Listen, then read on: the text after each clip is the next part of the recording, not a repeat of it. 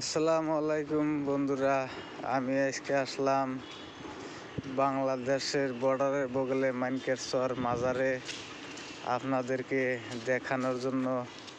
আপনারা পাশে থাকবেন আর পুরা ভিডিওটা দেখা যাবেন, বেলেগ অন্যকে দেখার সুযোগ করে দিবেন। এইখানে জানি আসতে পারে, মাইনকেরচর টাউন আসলে পারে এখানে জিগাইলে বাংলাদেশের বর্ডারের লগে মাজারটা, একটা ব্রিজ আছে, ব্রিজটা পার হয়ে আসা লাগে। এই যে এইটা মাজার শরীফ বাংলাদেশের, এইটা মাজার শরীফ।